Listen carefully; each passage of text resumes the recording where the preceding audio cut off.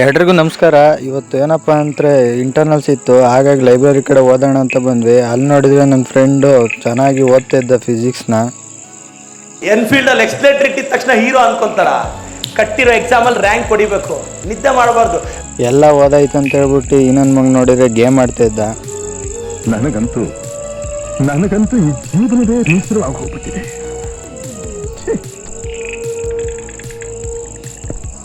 ಗೇಮೆಲ್ಲ ಆಡಿದ್ಮೇಲೆ ಈ ಬಕಾಸೂರ್ ನನ್ನ ಮಗ ಸೀಬೆಹಣ್ಣು ಹುಡುಕ್ತೀನಿ ಅಂತ ಹೋದ. ಸೀಬೆಹಣ್ಣು ಹುಡುಕಿ ಎಲ್ಲ ಆದಮೇಲೆ ಲಾಸ್ಟಿಗೆ ಕಾಂಪೌಂಡ್ ಅರ್ಧ ಸಿಗಲಿಲ್ಲ ಅಂತ ಹೇಳ್ಬಿಟ್ಟು ಕೊನೆಗೂ ಸಿಕ್ತು. ಅದು ನೋಡಿದರೆ ಇವನು ಸ್ನ್ಯಾಪ್ ಆಗ್ತಾ ಕೂತಿದ್ದ, ಸೀಬೆಹಣ್ಣು ಕೂಡ.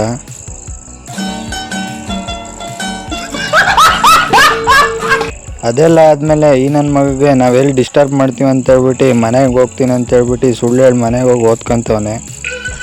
ಹೆಂಗೆ ಏನು ಅಂತ ಗೊತ್ತಿಲ್ಲ ಕಣ, ನಮ್ಮ ತಾಯಿ ಸತ್ತೋಗುವೆ, ನಾನಿನ್ನು ಚಿಕ್ಕ ಹುಡುಗ.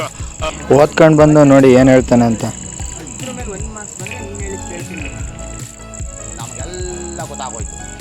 ಅದೆಲ್ಲ ಆದಮೇಲೆ ಎಲ್ಲ ಇಬ್ಬಿಬ್ರು ಒಬ್ಬೊಬ್ಬರಾಗಿ ಗುಂಪಾಗಿ ಬಂದರು.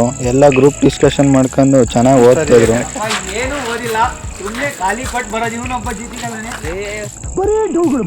ಅದೆಲ್ಲ ಆದಮೇಲೆ ಸೀದಾ ಇಂಟರ್ನಲ್ಸ್ ಇತ್ತು ಅಂತ ಹೇಳ್ಬಿಟ್ಟು ಸೀದಾ ಕಾಲೇಜ್ ಕಡೆ ಹೊರಟ್ವಿ. ಕಾಲೇಜ್ ಕಡೆ ಹೋಗಿ ಇಂಟರ್ನಲ್ಸ್ ಎಲ್ಲ ಬರ್ದಾದ್ಮೇಲೆ ಸೀನಿಯರ್ಸ್ದು ಫೇರ್ವೆಲ್ ಪಾರ್ಟಿ ಇತ್ತು. ಅವ್ರು ರೆಡಿಯಾಗಿರೋದನ್ನ ನೋಡ್ತಾ ಇದ್ವಿ. ಹಾಗೆ ನಾವು ಈ ಫಿಗರ್ ಎಲ್ಲೋ ನೋಡ್ದಂಗೈತಲ್ಲ, ನಂಗೂ ಹಂಗೆ ಅನ್ನಿಸ್ತಾ ಐತೆ. ಅದೆಲ್ಲ ಆದಮೇಲೆ ಆಂಟಿ ಅಂಗಡಿಗೆ ಕಾಫಿ ಕುಡಿಯೋಣ ಅಂತ ಬಂದ್ವಿ.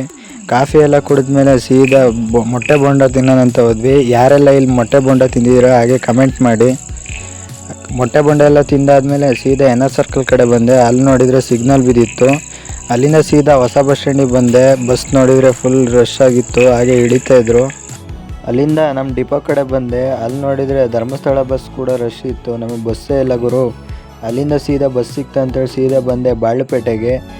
ಬಾಳುಪೇಟೆಯಿಂದ ಸೀದಾ ಮನೆ ಕಡೆ ಹೊರಟೆ. ಇವತ್ತಿನ ಕತೆ ಇಷ್ಟು. ನಾಳೆ ಸಿಗ್ತೀನಿ ಫ್ರೆಂಡ್ಸ್, ಬಾಯ್ ಬಾಯ್.